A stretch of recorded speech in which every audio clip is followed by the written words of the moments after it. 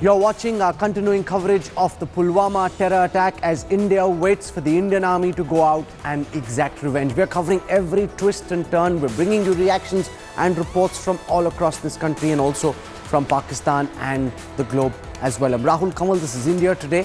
Today was a day of mourning. Today was the day when from west to east, from north to south, India remembered those CRPF Jawans who were killed in this dastardly act of terror perpetrated by Pakistan-based terror organizations and their masterminds. The Prime Minister has made very clear that the death of these CRPF soldiers will not go in vain, that the army will avenge these killings.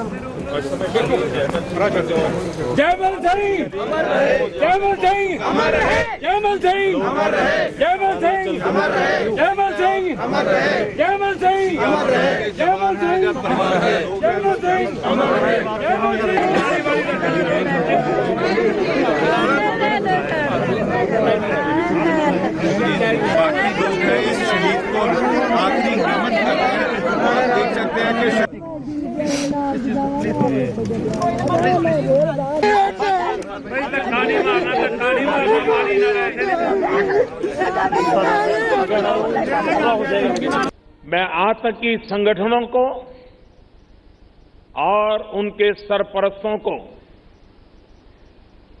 कहना चाहता हूं कि वे बहुत बड़ी गलती कर चुके हैं। बहुत बड़ी कीमत उनको चुकानी पड़ेगी। पुलवामा हमले के साजिशकर्ताओं को उनके किए की सजा जरूर मिलेगी। हमारा पड़ोसी देश ये भूल रहा है कि ये नई नीति और नई रीति वाला भारत है। आतंकी संगठनों और उनके आकाओं ने जो हैवानियत दिखाई है उसका पूरा हिसाब किया जाएगा। पुलवामा में जो कुछ भी हुआ उसको लेकर, आतंकवादियों के उस कृत्य को लेकर आपके आक्रोश को मैं समझ सक रहा हूं। यहां महाराष्ट्र के भी दो वीर सपूतों ने देश की सेवा करते हुए पुलवामा में अपने प्राणों की आहुति दी है। That's the Prime Minister 3 times in less than 24 hours promising revenge, retaliation, retribution and making clear that the Indian army will act against those who were responsible for this terror attack. Today was a day of mourning. Today was a day when the tricolour was flying at half-mast. Today was a day when lakhs poured into the streets in different street corners of India, in different maidans, remembering those CRPF Jawans who were killed in this Jaish-e-Mohammed terror attack. Take a look at some of the scenes that were witnessed all across the country.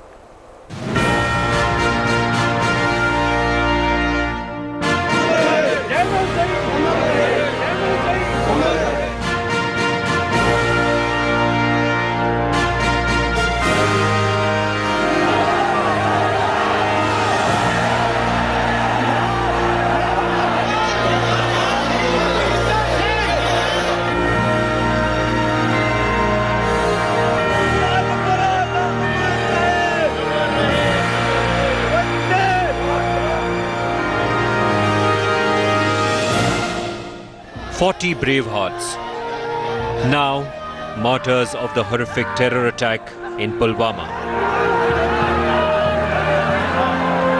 A billion hearts in mourning. India came out to pay homage to our Jawans. One last salute to our heroes and a pledge. We will not bow down to terror." देश के लिए जाके अपनी शहीद हो जाऊं मैं। देश की अपनी मातृभूमि के लिए शहीद हुआ है। मुझे अपने भाई पर गर्व है। This is martyr Jeet Ram's brother. Even in his anguish, even as he bid his brother farewell, he vows to follow the footsteps of Jeet Ram. and fight for the country.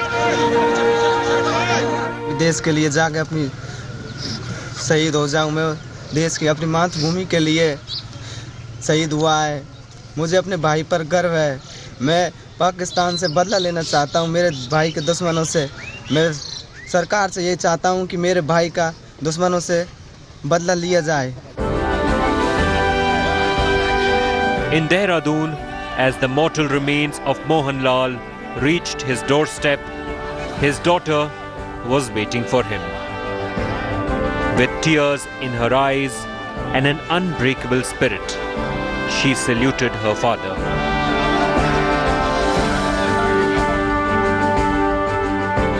In Taran Taran, a father broken in spirit, yet mastering courage, paid homage to his son Sukhjinder Singh.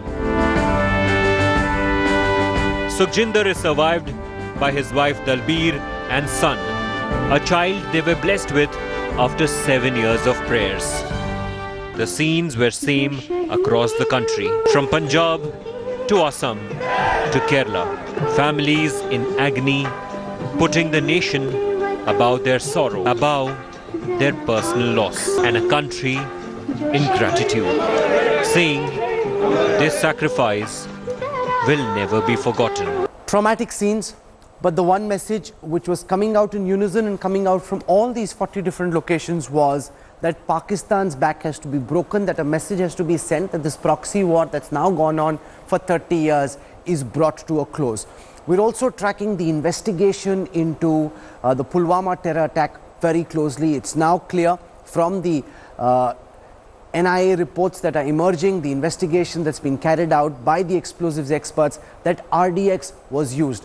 Up more than 100 kilograms of RDX used, not necessarily just RDX, maybe RDX mixed with local explosives, but RDX was used. So before I go across to the explosives expert who will try and explain why the ISI is likely to have been involved in this operation, I want to show you what RDX is, how it's been used and where it's been employed in India.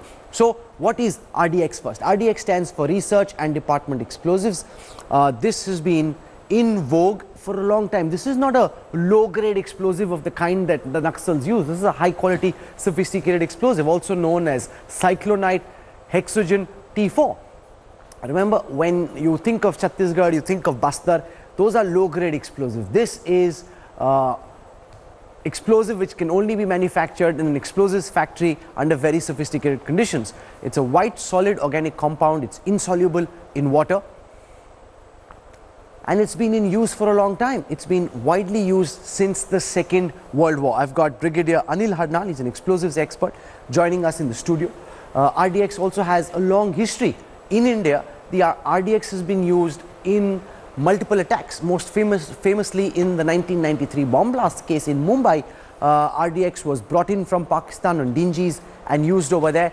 It was used in the attack at the Bombay Stock Exchange, at the attack at the Air India building. The death toll at that time was 257. It's also been used at the Mecca Masjid blast in Hyderabad in 2007. The death toll at that time was 13.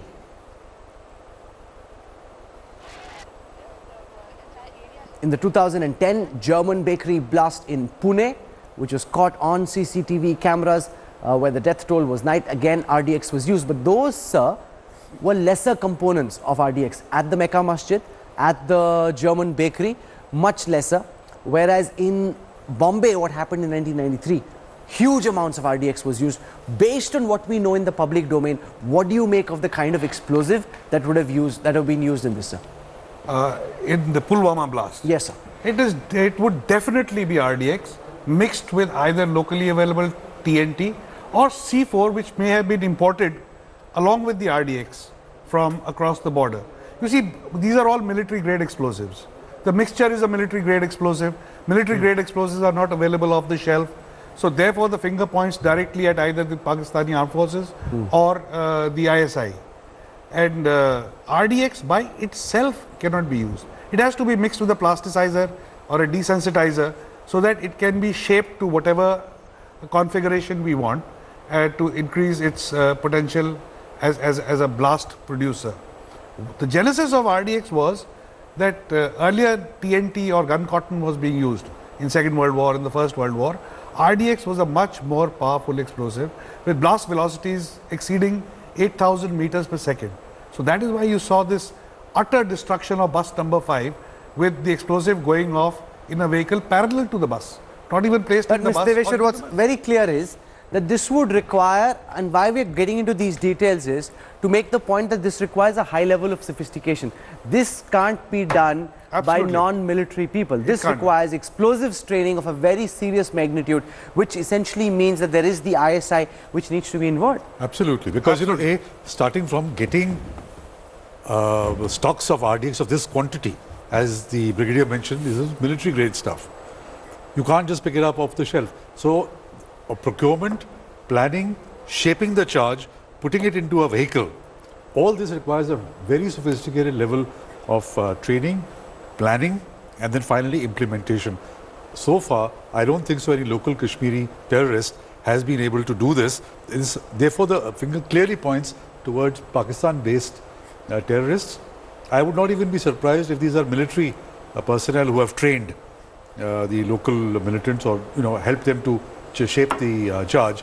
And so the hand clearly points towards Pakistan. Absolutely, there's no doubt about that. It has to be trained by military personnel. This 22-year-old boy and this Ghazi by himself, or Ghazi may have been trained by the military personnel to do that. I've just received information that the security review meeting that was on at the residence of the Union Home Minister is now over. Various options were looked at. The current situation was looked at. The Ministry of Home Affairs put out a statement seeking restraint, saying that Kashmiri students and Kashmiris in parts outside the Kashmir Valley should not be targeted. Omar Abdullah is currently meeting the Home Minister as well. Now, very clearly, there have been some stray instances of Kashmiri vehicles being targeted in Jammu, of some Kashmiri students being targeted in the Hindi heartland, and I think the message that's going out to the local police agencies is ensure that there is restraint, ensure that they have security, ensure that they don't get touched. And I think it's important because Rahul Srivastava, our National Affairs Editor, is with us on this broadcast. The message that's going out from the Ministry of Home Affairs is the Kashmiri people are not our enemies. Please, for heaven's sakes, don't take out your anger on them. The Prime Minister has made very clear, we will take revenge, but that revenge will be taken against those who are responsible for this terror attack and not the innocent youth of Kashmir. Rahul, at a moment when a terror strike of this kind happens, there is a security clampdown. At that moment, the government being sensitive to the kind of anxiety which might be prevailing in the area, does not want to aggravate the situation by aggravating people further. And in that, any incident which takes place where the targets could be Kashmiri residents, people from Kashmir, could definitely, incidents need to be curbed because it will impact the valley. At a time, the government will want the valley to be calm. One of the key elements is, I spoke to one of the senior officials who was part of the meeting. I asked him that what exactly is largely happening in these round of meetings. He says one of the most important thing he told me was calm and balm. He said that one of the top priorities has to be maintaining calm in the valley. The second is to create a sense to assuage the feelings of the people in the valley that the alienation doesn't worsen. And what sources are saying that few of the reasons why Omar Abdullah, the ex-Chief Minister of Jammu and Kashmir, could be meeting Mr. Rajnath Singh. One is that a reach out in Kashmir also has to happen in the valley. Political parties have to be taken board in case there is a crackdown as far as the local militants are concerned, those who are part of this terror strike or those who could have been involved in the past or future attempts to disturb the temperatures in the valley. The second could be that the government is already considering withdrawing the security of some separatist leaders who have been speaking an anti-India tone, and in that also the government will like to get the support of the local political parties which are the big players like the PDP or the National Conference. A senior Home Ministry source is also saying that the Home Minister will continue after these round of security meetings, continue meeting with the principal stakeholders in Jammu and Kashmir along with a direct contact with the state governor. I want to go across now to Sunil Ji Bhatt from Jammu. We've just received information that in the Rajouri sector there has been an explosion in which one army major has been killed. Sunil Ji Bhatt has details about this. Sunil, explosion along the line of control in Rajouri. What happened? How did the major die? Well, Rahul, we just received this information that an army major has been martyred in an explosion near the line of control in Naushera sector of Rajouri district of Jammu division. Right now, the authorities have sent their teams to the line of control, and they are ascertaining as to how this explosion took place, whether this army major stepped over an IED or was there some terror angle into this. It's being probed. However, the details right now are sketchy, but the authorities have confirmed that there has been an explosion near the line of control, and unfortunately an army major has lost his life. Rahul? It's terribly unfortunate. An army major being killed in an explosion near the line of control. There was an all-party meeting earlier today, which was chaired by Home Minister Rajnath Singh.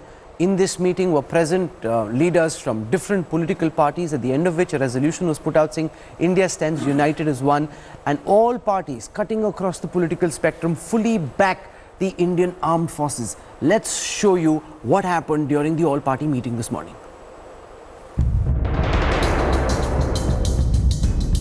United in the face of adversity, the country's leaders have put behind their differences to send a clear message to terrorists and its godfathers across the border who orchestrated the worst ever attacks in Jammu and Kashmir. Prime Minister Narendra Modi personally reached out to his political rivals. अपने जवानों पर भरोसा रखिए। पुलवामा के गुनहगारों को सजा कैसे दी जाएगी, कहां दी जाएगी, कब दी जाएगी, कौन देगा, किस प्रकार की सजा देगा, ये सब ये हमारे जवान तय करेंगे. And the opposition rose to the occasion. Politicians cutting across party lines in one voice condemned the cowardly attack by Jaish-e-Mohammed terrorists sponsored by Pakistan.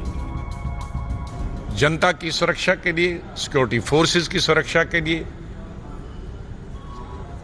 हम सरकार के साथ खड़े रहेंगे आतंकवाद को खत्म करने के लिए. 21 parties attended the meeting called by the government to brief the opposition. Home Minister Rajnath Singh chaired the meet and told the opposition the attack will not go unpunished. National Conference Chief Farooq Abdullah stressed on the need for greater empathy and support to Kashmiris at this hour of need. सभी ने फारूक अब्दुल्ला साहब को support भी किया है क्योंकि उनकी वेदना है, एक पीड़ा है, एक कश्मीरी होने के नाते जो ये बात मैं मानता हूं, अब्दुल्ला साहब की बात में भी दम था. The parties later passed a resolution. It came down heavily on Pakistan for harboring terrorists. A complete show of unity by all political parties, especially the opposition, after Pulwama attack. But with this communication and no political obstacles, will the Modi government be able to build a consensus? And most importantly, what will be the steps taken by the incumbent government for fight against terrorism in the country? Pooja Shali for India Today. It's good to see unanimity and consensus amongst political parties. We don't often get to see it. I want to go across now live to Indrajit Kundu, who is at Havra, which is where the body of a CRPF Jawan is just being brought back. We're seeing once again in Havra as well, Indrajit, huge crowds come out. People turning out in large numbers, and this has been a constant, no matter which part of the country we talk about. Huge numbers coming out to show their support and solidarity with the family members of those who were killed.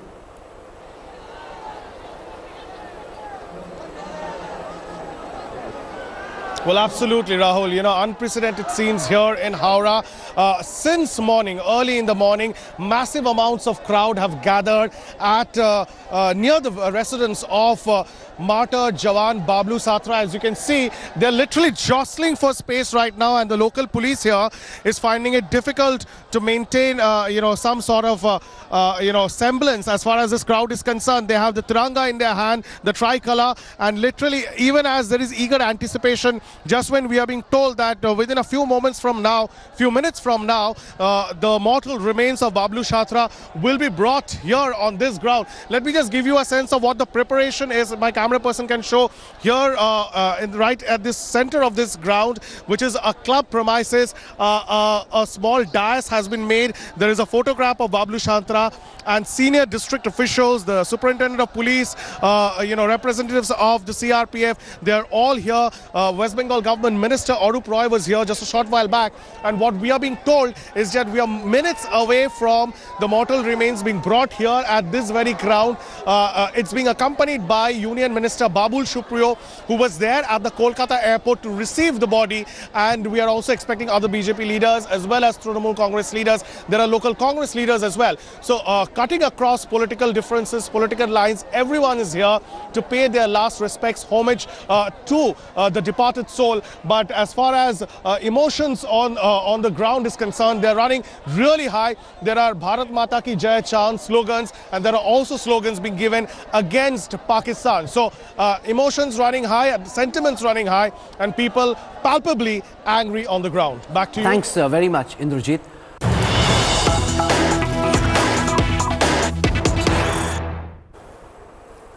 Navjot Singh Sidhu has apparently been asked to leave from the show that he was a judge on because of comments he made in Pulwama. He's posted on his Twitter handle a comment where he's very strongly continuing to back for talks with Pakistan, saying that you can't let terrorists hold India to ransom and that terror has no religion and no country.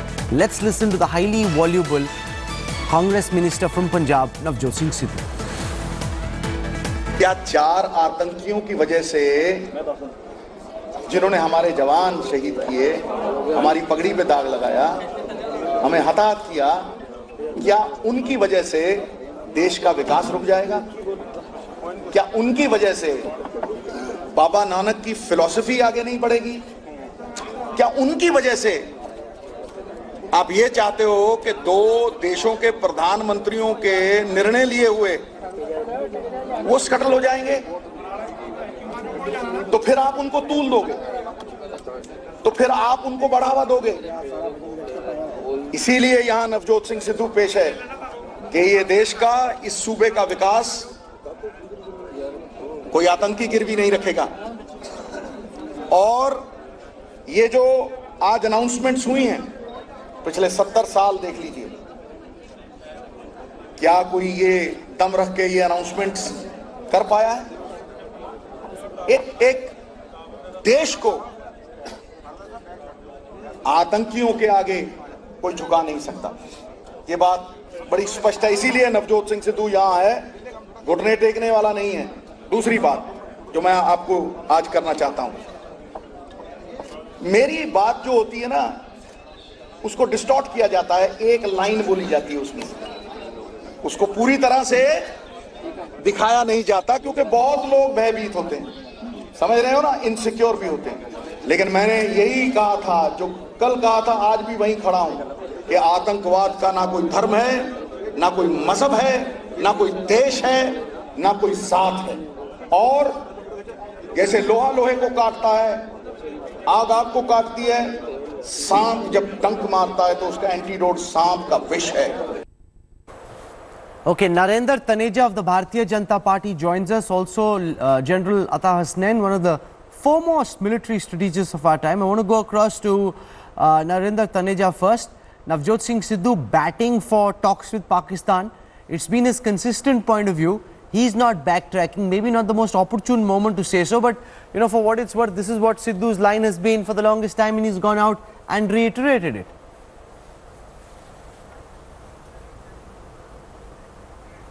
No, but you have to align your line with the reality. The reality is that Pakistan has done what Pakistan has done. So in such circumstances, to talk of peace or to talk of, you know, all that he's talking about is absolute nonsense. Is against the wishes and sentiments and the, you know, of the people. We have always been talking of peace with Pakistan, but look what they have given us a return. Now we forget about peace, forget about talks with Pakistan. Only thing we want is revenge. That's what we want. 130 crore people of this country want revenge. If Mr. Sidhu can talk of revenge, he is welcome. But if he is talking of peace, India, 130 crores, India reject him. They should not watch his shows. They should not be watching wherever he is. They should not any meeting addressed by him. They should not watch any comedy show where Sidhu is there. People of India must boycott him from television to public meetings. We want revenge. 130 crore people. First revenge. Then we'll see what to do. That's what we want. Okay, I want to get in a word That's from the language Pakistan understands. General Atta They don't Hasnain. understand the language You of know, peace. while of course nobody understand. would say that there shouldn't be peace with Pakistan, to say this just days when there's blood in the streets, when families are receiving body members and saying, are receiving their loved ones as body bags, to say that peace is what you want, talks is what you want, Sidhu is generating a lot of flack for these comments. General Hasnain.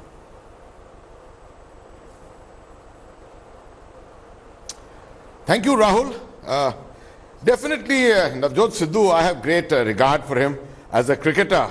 I even have a lot of regard for him as a politician. He is a very, very articulate speaker and everything. But unfortunately, I don't think he has any strategic sense. And don't really expect it from him. To consider that Pakistan forms a part of his opinion in the application of this idea that there is no religion as far as terror is concerned, I think it does not apply to Pakistan. It applies to every other part of the world, perhaps. It does not apply to Pakistan. Pakistan has been the core center. If you go back in history, we'll see from 1981, ever since the famous refugee camps came up on the western borders with Afghanistan and the 3 million people came out of the Afghan war, that has been the core center from where terror has emanated. We are all aware that from 1977, the Zia doctrine only spoke about radicalization and the use of radicalization against India as a retribution for what happened in 1971. I think Mr. Sidhu just needs to go into a few lessons of history and he will understand what the sentiments of this country are today. When you lose 44 good men of your forces in a dastardly attack of like this, you don't start talking peace, you don't start talking about talks. This is the time, as very correctly just said, that this is the time when everyone is looking for retribution. And those sentiments of the people have to be respected. Let and I'm sure the armed forces are Navjot Singh looking at it Sidhu said similarly. yesterday on the Pulwama attacks. Now the Kapil Sharma show has apparently clean bowled him and tossed him out. Let's just show you what Navjot Singh Sidhu said on the Pulwama attacks yesterday. हर हालत में जो कुछ भी हुआ है उसकी international community में पूरे वर्ल्ड में निंदा होनी चाहिए और उसका एक जिसको कहते हैं ना कि उसकी निचाई पूरी गहराई तक जाके उसका आत्मचिंतन होना चाहिए और एक परमानेंट सॉल्यूशन डायलॉग से जरूर निकलना चाहिए. In place for things you say, Tilak Deveshwar, to talk about dialogue when 40 people are dead. Is this the right time, or do you say this is freedom of expression? If this is used, then so be it. Well, you know, if it's freedom of expression, then you'll pay the price for using such words. I think it's really unfortunate, in poor taste and judgment, at a day when people are burying and cremating their loved ones, brave soldiers, 40 of them who have died, to say something like this is in very, very poor taste and poor judgment. I mean, I would just say that, and I find it very, it's really unfortunate that somebody who has been given so much of respect and been elected as a parliamentarian and as a minister. Shivangi Thakur joins us. She's our entertainment correspondent from Mumbai. The Kapil Sharma show taking action. Is this something that had already been in the works? Or do you think that it's because of the comments that he made in Pulwama that he's no longer going to appear as a judge on the show? Well, Rahul, we had a word with production team and they clearly told us that, you know, after making comments on Pulwama terror attack, the production team have decided to sack him and they have already asked him to leave the show. And even our team tried to get in touch with Navjot Singh Sidhu, but as of now there is no word from him. He is not reacting on this whole issue. Meanwhile, we got to know that he will be replaced by Archana Puran Singh on the show. So this is not for the first time when controversy is there regarding Navjot Singh Sidhu. Even in the past, we have seen that he made some comments, and because of his comments, the production house asked him to leave the show, and this is second time it's happening, and it's really saddening that, you know, Navjot Singh Sidhu, he always talk about the friendship with Pakistan. He always says that, you know, we should not talk about war. We should not talk about a fight. We should talk about friendship. And now, because of his comments, he's facing all the circumstances, all the consequences. You know, and remember, the position that he's taken is squarely at odds with the position that Captain Amrinder Singh, the Chief Minister of Punjab, and his boss has taken. So you've got Navjot Singh Sidhu, who's part of Captain's team, taking a line very contrarian, and in that sense he was flying solo, and at some point in time he had to get into trouble. You know, because you're taking a position where Amrinder Singh, I remember interviewing him, and he told me, I told Sidhu not to go to Pakistan. This is when he went the second time to Pakistan, and Amrinder Singh clearly said, don't go, and despite that Sidhu went. And also, you know, the Congress party itself, the Congress president, has taken a line that they fully support whatever action the government is doing. And the government, the Prime Minister had made very clear that they are going to go after the people who perpetrated this. He's not talking about talks. So he's going against even not only the Chief Minister of Punjab, which is his immediate boss, but also against the Congress party line, which is, you know, very, very surprising. That is quite bizarre. Just listen for a brief moment to what Navjot Singh Sidhu said, and he's put this out on his own Twitter handle. So he is not, despite everything that's happened with Kapil Sharma, the flack that he's getting, he is standing firm on that position. He's not backtracking. Listen to Sidhu. क्या 4 आतंकियों की वजह से जिन्होंने हमारे जवान शहीद किए, हमारी पगड़ी पे दाग लगाया, हमें हताहत किया, क्या उनकी वजह से देश का विकास रुक जाएगा? क्या उनकी वजह से बाबा नानक की फिलॉसफी आगे नहीं बढ़ेगी? क्या उनकी वजह से आप ये चाहते हो कि 2 देशों के प्रधानमंत्रियों के निर्णय लिए हुए वो स्कटल हो जाएंगे? तो फिर आप उनको तूल दोगे, तो फिर आप उनको बढ़ावा दोगे। इसीलिए यहां नवजोत सिंह सिद्धू पेश है कि ये देश का, इस सूबे का विकास कोई आतंकी गिरवी नहीं रखेगा। और ये जो आज अनाउंसमेंट्स हुई हैं, पिछले 70 साल देख लीजिए, क्या कोई ये दम रख के ये अनाउंसमेंट्स कर पाया है? एक देश को आतंकियों के आगे कोई झुका नहीं सकता। ये बात स्पष्ट है। इसीलिए नवजोत सिंह सिद्धू यहां है, घुटने टेकने वाला नहीं है। You know, this is inappropriate timing, talking about wanting to continue with dialogues and initiate talks with Pakistan at a time when bodies are coming home. Navjot Singh Sidhu, this is a no ball. Navjot Singh Sidhu's close friend in Pakistan is the Prime Minister Imran Khan. He was with us at one of our group events. We asked him what would happen in Naya Pakistan if he got a chance. Listen just for a moment to this comment Imran Khan made to us.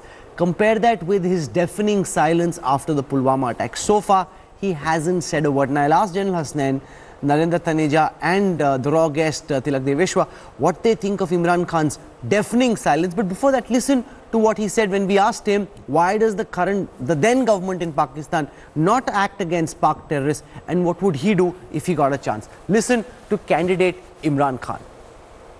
देखिए मेरी बात सुने फिर, ये आप कहें, अगर आपके कहने के ऊपर हाफिज सईद को पकड़ लिया और उसको जेल में डाल दिया, मैं आपको यकीन दिला रहा हूं कि आप एक फ्रैंकेनस्टाइन क्रिएट करेंगे और ज्यादा लोग वो मार्टर बन जाएंगे। तो फ्रैंकेनस्टाइन है। पहले मेरी बात सुने। देखिए, आपको कहना ये चाहिए कि पाकिस्तानी गवर्नमेंट को हम सारे सबूत देंगे, जो भी हमारे पास सबूत हैं, और जो नया पाकिस्तान बनेगा आप कहेंगे हम वहां जाके केस लड़ेंगे सबूत देके अदालत में, और हम कन्विक्ट करवाएंगे उसको। देखें, नया पाकिस्तान बनेगा, आप सबूत दो, हम एक्शन लेंगे। General Hasnain, that was candidate Imran Khan. Square that with his silence now. He hasn't had the basic human decency to say 40 people are dead, I'm terribly sorry that this happened, and that we condemn the terror attack. Forget accepting responsibility. He hasn't even offered a personal condolence message which has come from dozens of countries all across the world.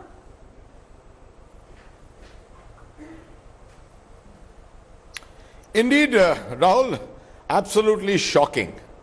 The least one should have expected from Prime Minister Imran Khan is a word of regret for what has happened and a word of condolence to our Prime Minister.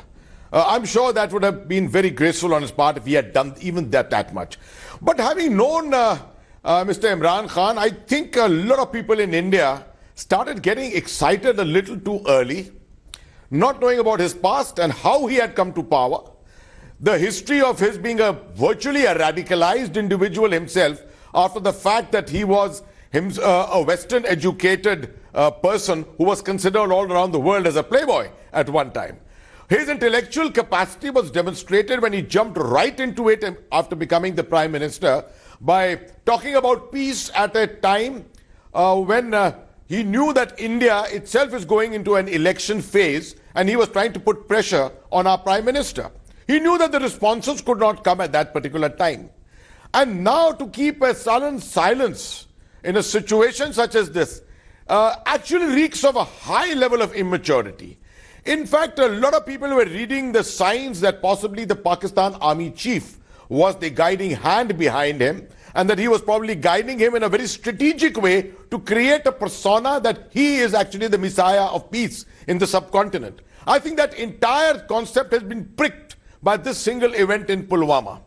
And Mr. Imran Khan cannot talk at all about a Naya Pakistan today. This is Purana, more than Purana Pakistan. And that Purana Pakistan has to be dealt with in the good old ways that India knows how to deal with. The one thing that's very clear to me is that there is no Naya Pakistan. There is a new India though. The Prime Minister speaks about it. Nai niyat hai, nai soch hai. And in that new India, there will be action against the Pak perpetrators of this violence. That's the very clear message. Now, we've got some very fine military minds here. And the one question that people have had is, why is Imran Khan silent? Why is he not saying anything? Could this be a catch-22 kind of situation for Imran Khan? Remember, there is a meeting of the FATF, the Financial Action Task Force, that starts tomorrow in Paris. Pakistan in this meeting is already on notice and could face very significant economic sanctions at a time when its economy is already in the doldrums and is having to go to the IMF, to Saudi Arabia with a begging bowl. A brazen denial would be considered a rigid approach from the new Prime Minister ahead of the crucial meeting. A weak or sympathetic statement from Islamabad will not go down with the generals in Rawalpindi. And he's got a close relationship with with the generals who helped him come to power. So there is a real complication there. Geeta Mohan joins us, our Foreign Affairs editor. Explain the Financial Action Task Force, the economic sanctions that they can impose, and how this could be impacting Imran Khan's moves from here.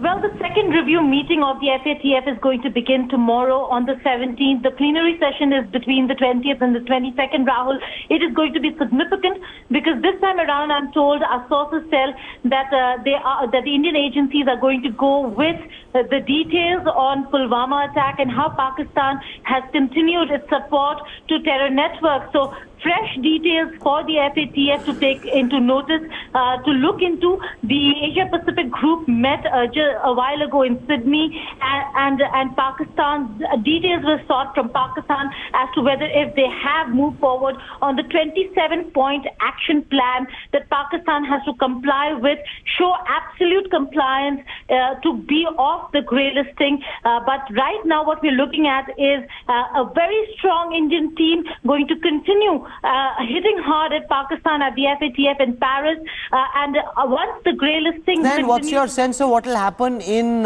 Paris? The Financial Action Task Force is given time till October to Pakistan to act against terror. We're not in October yet, there are a few months to go, it's only the 16th of February. Do you believe that action will be taken? Do you believe that this is very serious pressure, financial pressure to hit Pakistan where it hurts?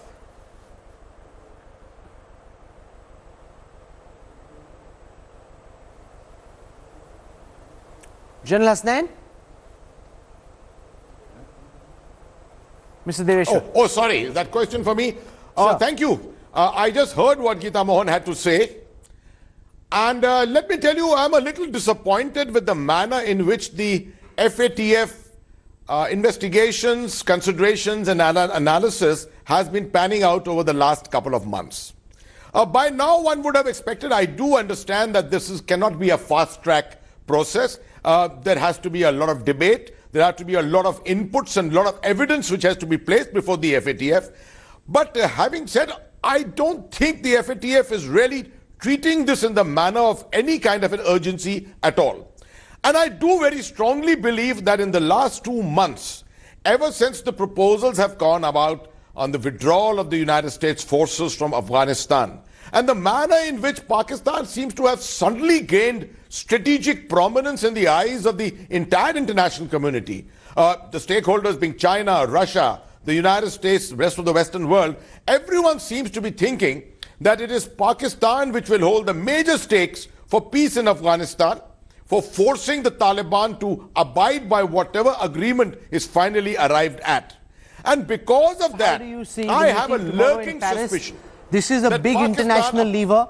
If it is used right, it could be the most significant action against Pakistan. Just before that, let me talk about Imran Khan for a minute. I'm not surprised that Imran Khan has not come out with a comment. Why are you not surprised? First of all, he's got so many friends here in India. He claimed to be this messiah of peace. I'll fix the relationship. I will do what nobody else can. His name, before when he was candidate, his name was Taliban Khan. He has a very soft spot for the jihadis.